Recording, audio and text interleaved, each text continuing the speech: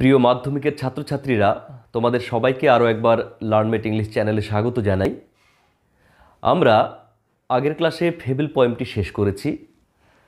আজকে আমরা এই পোয়েমের যে ইম্পর্টেন্ট কোশ্চেন এবং অ্যান্সারগুলো হতে পারে সেগুলো দেখব। প্রথমে আমরা যে টেক্সচুয়াল কোশ্চেনগুলো রয়েছে সেগুলোর অ্যান্সার করব এবং নেক্সট ক্লাসে যে এক্সট্রা কোশ্চেনগুলো হতে পারে যেগুলো মাধ্যমিক পরীক্ষাতে খুব ইম্পর্টেন্ট সেই প্রশ্নগুলো আমরা আলোচনা করব। তোমরা জানো তোমাদের পরীক্ষাতে বিভিন্ন ধরনের কোশ্চেন হয়, সেগুলো ট্রু ফলস হতে পারে, কজ ইফেক্ট হতে পারে বা ফিল ইন দ্য ব্ল্যাঙ্কস হতে পারে। তো প্রথমে আমি যে টেক্সচুয়াল কোশ্চেনগুলো রয়েছে সেগুলো আমি যেভাবে আছে সেভাবে করব, কিন্তু যে এক্সট্রা কোশ্চেনগুলো রয়েছে সেগুলো আমরা শর্ট টাইপ অ্যান্সার হিসেবে করব। এবং যে এক্সট্রা কোশ্চেন অ্যান্সারগুলো আমরা করব সেগুলো যদি আমরা ঠিকঠাক করে নিতে পারি তাহলে কিন্তু আমরা যে ধরনের কোশ্চেন হোক, সেটা ট্রু ফলস হোক, সেটা কজ ইফেক্ট হোক বা ফিল ইন দ্য ব্ল্যাঙ্কস হোক, যে ধরনের কোশ্চেনই হোক আমরা কিন্তু অ্যান্সার করতে পারবো। তাহলে চলো দেরি না করে আমরা ক্লাসটা শুরু করছি। আজকে আমার গলার কণ্ঠস্বরটা একটু অন্যরকম, কারণ একটু কোল্ড অ্যান্ড কাফ হয়েছিল, যার জন্য একটু গলার কণ্ঠস্বরটা একটু বসে গেছে। তো তোমরা ম্যানেজ করে নেবে। আমরা শুরু করছি কম্প্রিহেনশন এক্সারসাইজ দিয়ে। কম্প্রিহেনশন এক্সারসাইজের 1 নম্বরে রয়েছে choose the correct alternative to complete the following sentences. নিচের সেন্টেন্সগুলো কমপ্লিট করার জন্যে আমাদের নিচের যে অপশনগুলো রয়েছে সেখান থেকে সঠিক উত্তরটি বেছে নিতে হবে। তো প্রথম প্রশ্নে কি বলেছে দেখো, তোমরা বইটা খুলে নিলে আরও ভালো হবে। দেখো প্রথম প্রশ্নটা রয়েছে the quarrel was between the mountain and the কি বলেছে র্যাবিট, র্যাট, ক্যাট, স্কোয়াইরেল। তাহলে আমরা দেখেছি যে ঝগড়াটা হয়েছিল সেটা হয়েছিল মাউন্টেন এবং স্কোয়াইরেলের মধ্যে। তাহলে অ্যান্সারটি হবে স্কোয়াইরেল, 4 নম্বর অপশন, অ্যান্সারটি হবে স্কোয়াইরেল। এবার বি নম্বর অ্যান্সারটা দেখো, Bun has no doubt that the mountain is. বানের কি সম্বন্ধে ডাউট ছিল না? বান বলতে কাকে বোঝানো হয়েছে? আমরা যখন পোয়েমটা পড়েছি আমরা জেনেছি যে বান হচ্ছে সেই স্কোয়াইরেলকে বোঝানো হয়েছে। তাহলে কি বলেছে? Bun has no doubt that the mountain is কি বলেছে? Small, big, noble, kind. কি সম্বন্ধে তার ডাউট ছিল না? তার ডাউট ছিল না এটার সম্বন্ধে যে মাউন্টেনটা হচ্ছে বিশাল, বিগ। তাহলে অ্যান্সারটি হবে 2 নম্বর অপশন, বিগ। এবার সি নাম্বার কি বলেছে? আনলাইক এ মাউন্টেন, মাউন্টেনের মতন নয়। Unlike a mountain a squirrel can crack a. Unlike a mountain, মাউন্টেনের মতো নয়, কিন্তু একটা স্কোয়াইরেল ক্যান ক্র্যাক, ক্র্যাক মানে ভাঙতে পারে। কি ভাঙতে পারে? Nut, joke, stone, lock. তাহলে আমরা অ্যান্সারটা আমরা যখন পোয়েমটা পড়েছি তখন দেখেছি নাট অর্থাৎ বাদাম, সেটা কাঠবাদাম হোক বা অন্য ধরনের বাদাম হোক, যেটা কাঠবিড়ালি ভাঙতে পারে। তাহলে unlike a mountain a squirrel can crack a nut, একটা বাদাম।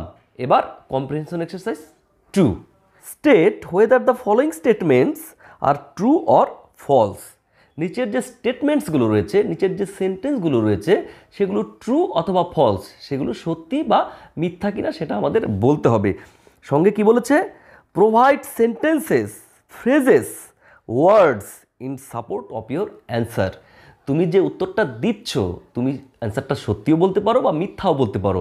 তুমি যদি সেটাকে ট্রু বলো তাহলে তার সাপোর্টে কোনো ওয়ার্ডস অথবা কোনো ফ্রেজেস অথবা কোনো সেন্টেন্স লিখতে হবে, অথবা তুমি যদি মিথ্যা বলো তাহলেও তার পক্ষে কোনো ফ্রেজ অথবা কোনো ওয়ার্ডস অথবা সেন্টেন্স তোমাকে লিখতে হবে।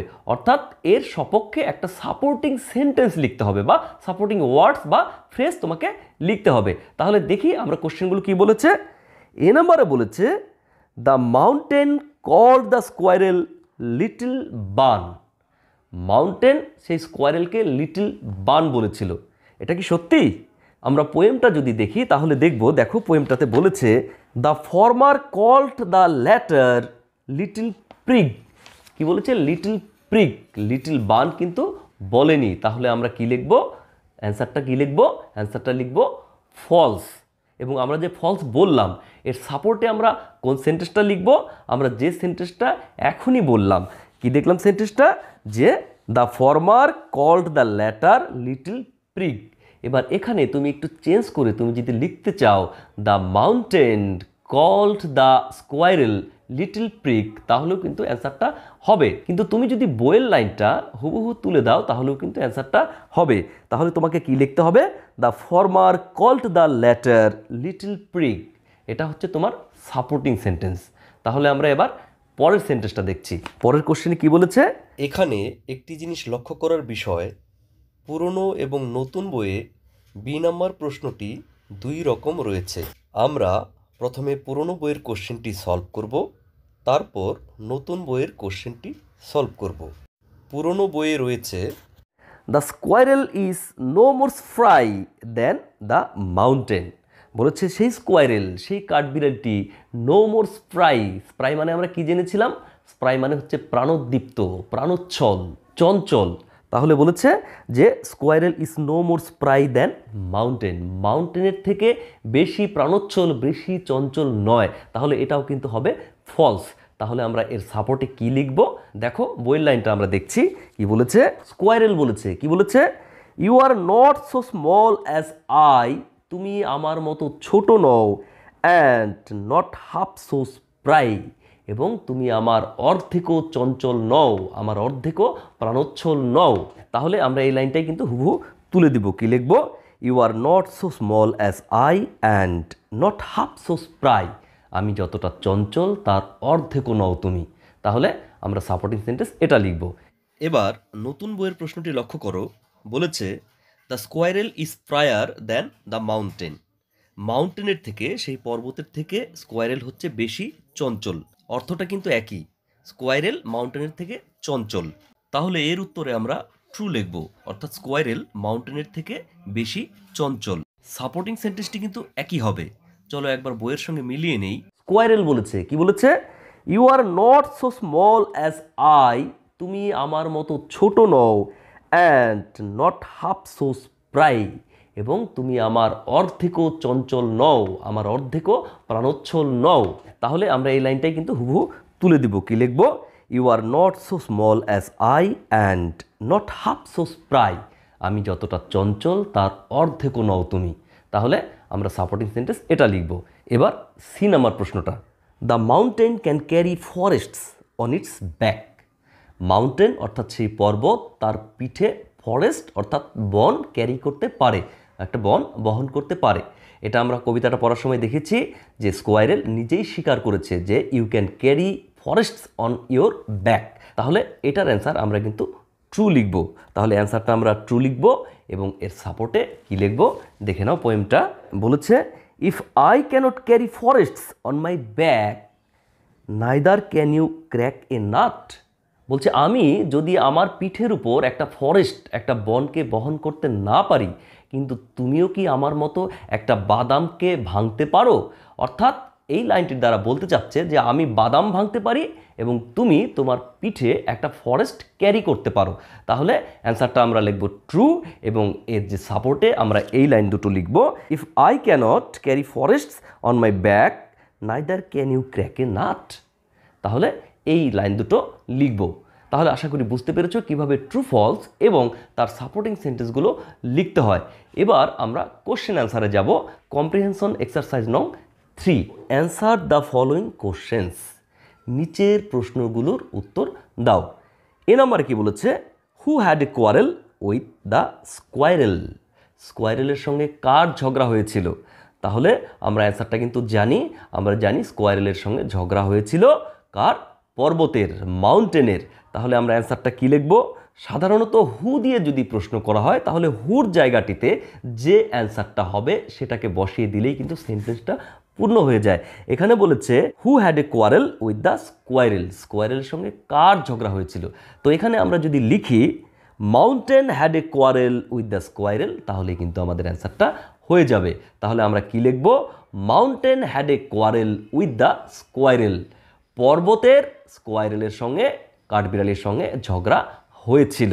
এবার পরের প্রশ্ন, বি নাম্বার প্রশ্ন বলেছে what is not a disgrace to the squirrel. স্কোয়ারেলের কাছে কোন জিনিসটা ডিসগ্রেসের নয়, কোন জিনিসটা তার কাছে অপমানজনক বা লজ্জাজনক নয়? What is not a disgrace to the squirrel. স্কোয়ারেলের কাছে কোন জিনিসটা লজ্জাজনক নয়? তাহলে কোন জিনিসটা নয়? যে তার নিজের জায়গায় থাকা, অর্থাৎ সে নিজের যে জায়গাটা অধিকার করে আছে সেই জায়গায় থাকাটা তার কাছে কোনো লজ্জাজনক ব্যাপার নয়। তাহলে কি বলবো আমরা? To occupy his own place is not a matter of disgrace for the squirrel. এটাকে আমরা যখন লিখবো আরেকটু সহজভাবে লিখবো। কি লিখবো? To occupy his own place is not a disgrace to the squirrel. একদম প্রশ্নের সঙ্গে মিল করে what is not a disgrace to the squirrel, তাহলে আমরা লিখবো to occupy his own place. হোয়াটের জায়গায় আমরা লিখছি to occupy his own place, তারপর বাকি অংশটা লিখছি is not a disgrace to the squirrel. এটা তার কাছে অপমানের অথবা লজ্জার নয়। এবার সি নাম্বার প্রশ্ন, what is it that squirrel doesn't deny? কোন জিনিসটা স্কোয়ারেল ডিনাই করতে পারে না? কোন জিনিসটা স্কোয়ারেল ডিনাই করতে পারে না, অস্বীকার করতে পারে না? কোন জিনিসটা অস্বীকার করতে পারে না? তাহলে কবিতাটা পড়ার সময় আমরা দেখেছি যে সে ডিনাই করছে না, সেই যে স্কোয়ারেল সে ডিনাই করছে না যে সেই পর্বত অর্থাৎ সেই মাউন্টেন, সে তার মধ্যে সেই স্কোয়ারেলকে চলার জন্য একটা প্রিটি ট্র্যাক তৈরি করে দেয়, এই কথাটা সে ডিনাই করছে না। কবিতার লাইনটাও যদি দেখো তাহলে দেখবে কি বলেছে, I will not deny you make a pretty squirrel track.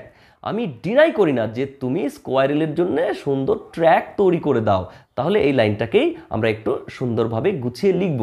তাহলে আমরা কি লিখব? The squirrel does not deny. Squirrel deny করছে না। কি ডিনাই করছে না? দ্যাট। আমরা টেন্সের ক্লাসগুলো করেছি, টেন্সের ক্লাসগুলো ভালো করে করলে তোমরা কিন্তু সেন্টেন্সগুলো খুব সহজেই লিখতে পারবে। তাহলে the squirrel does not deny, squirrel deny করছে না that the mountain can make a pretty squirrel track.